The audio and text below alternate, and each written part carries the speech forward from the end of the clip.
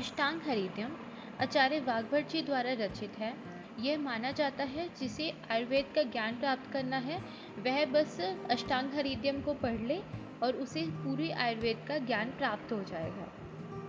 तो आइए श्लोक बाय श्लोक करके पढ़ते हैं और समझते जाते हैं अष्टांग हरिद्रम को और आयुर्वेद को।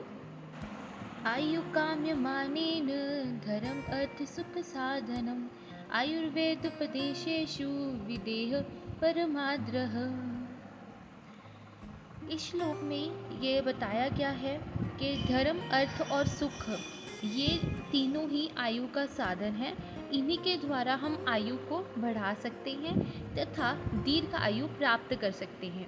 दीर्घ आयु का मतलब होता है ज़्यादा आयु, लंबी आयु। उस आयु की कामना करने वाले पुरुष को आयुर्वेद में परम आदर रखना चाहिए। मतलब जिसको ज़्यादा आयु चाहिए, लंबी आयु चाहिए, उसे आयुर्वेद को अपनाना चाहिए। तेभ्यो अति विप्रकीर्णेभ्यो प्रायसार्थरोचय क्रियतेष्टांग हृद्यम न अति संक्षेप न विस्तरम। इधर उधर बिखरे हुए प्राचीन तंत्रों से बहुत उपयोगी विषयों का संग्रह किया गया है।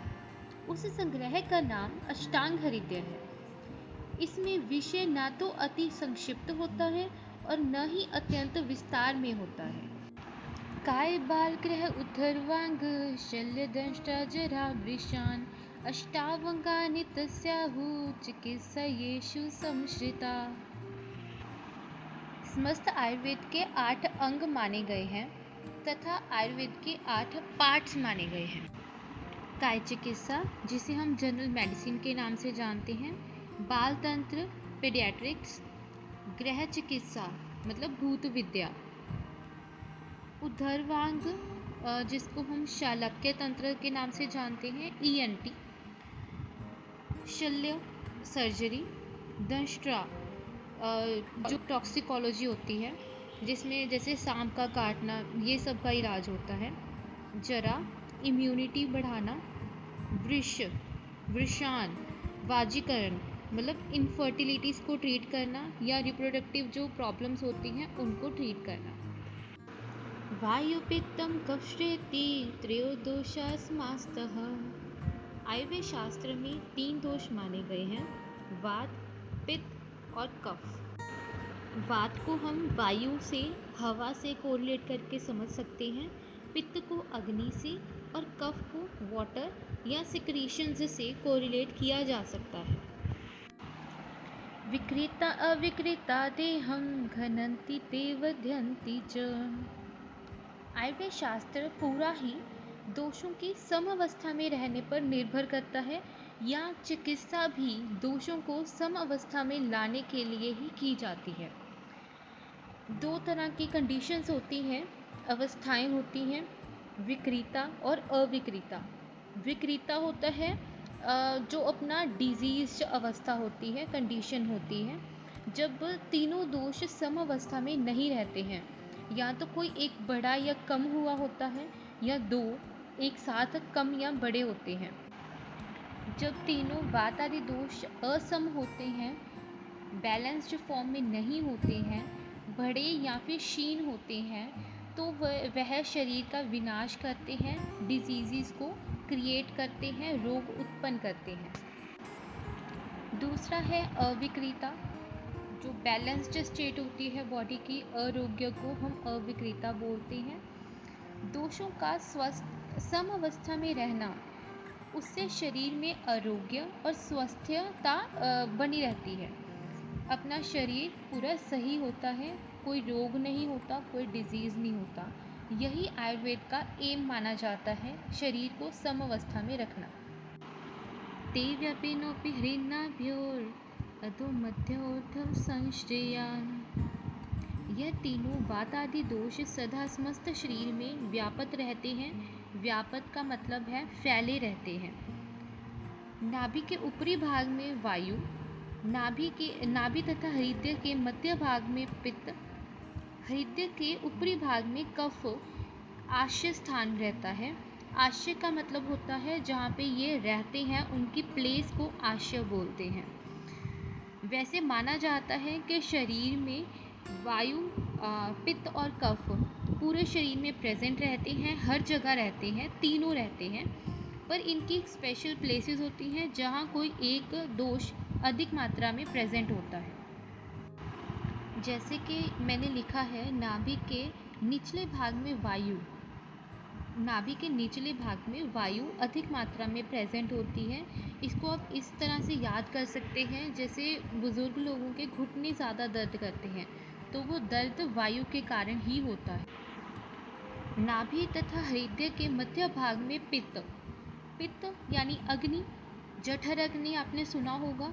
जठर अग्नि जो अपने फूड को डाइजेस्ट करने में हेल्प करती है, अपने आहार का पाचन करती है। तो नाभि और हृदय के मध्य भाग में पित्त प्रेजेंट होता है। फिर लिखा है, हृदय के ऊपरी भाग में कफ, जो हमें कफ कोल्ड होता है उसको हम कफ से कोरिलेट करेंगे क्योंकि कफ ही करवाता है वो।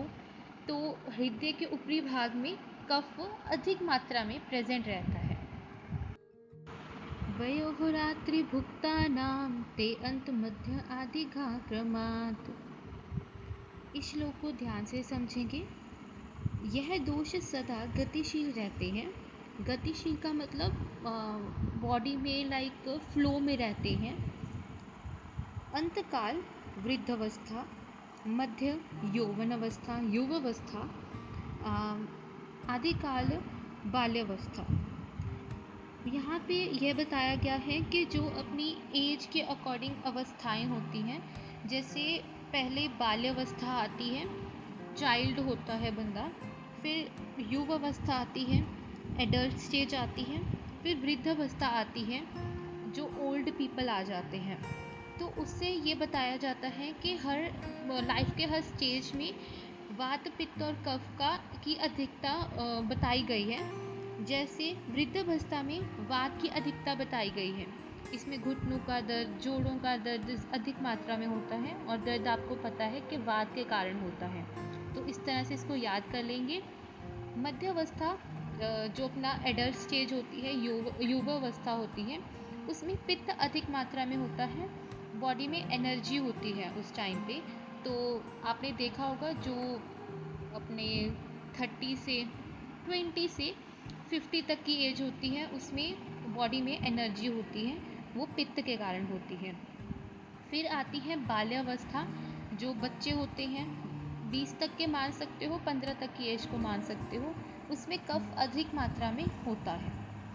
वैसे ही दिन से रात्रि तक को भी वात, पित्त और कफ के उसमें माना जाता है। जैसे पहले दिन होता है, फिर मध्य में दोपहर आती है, फिर रात्रि आती है।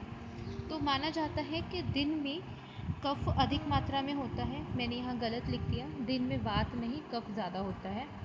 फिर मध्य मतलब दोपहर में पित्त ज़्यादा होता है और रात्रि के टाइम पे वात अधिक मात्रा में माना जाता है। ऐसे ही हम भोजन को भी वात, पित्त और कफ के नज़रिए से देखते हैं। भोजन को भी 3 पार्ट्स में डिवाइड किया गया है, अंत, मध्य और आदि। आदि का मतलब जो स्टार्टिंग टाइम होता है। जो आदि होता है, भोजन करने के बाद जो स्टार्टिंग टाइम होता है, उसमें आपने देखा होगा भारीपन लगता रहता है, थोड़ा सा आलस्य बना रहता है। वो फेज़ कफ का फेज़ होता है। देन आता है मध्य, जहाँ पे पित्त का स्थान होता है। अंत में वात का स्थान रहता है।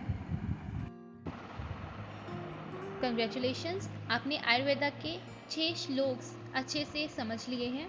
अब इनको जाके प्रैक्टिस कर सकते हैं। आगे के श्लोक्स भी जल्दी ही मैं वीडियो डाल दूँगी। Thanks for watching. और आपको ये वीडियो अच्छी लगी हो तो इसको लाइक, कमेंट और शेयर ज़रूर करें। चैनल को सब्सक्राइब कर लें और बेल आइकन को क्लिक कर लें ताकि आपके पास नोटिफिकेशंस आ जाए जो भी मैं नई वीडियोस अपलोड करने वाली हूँ। Thank you.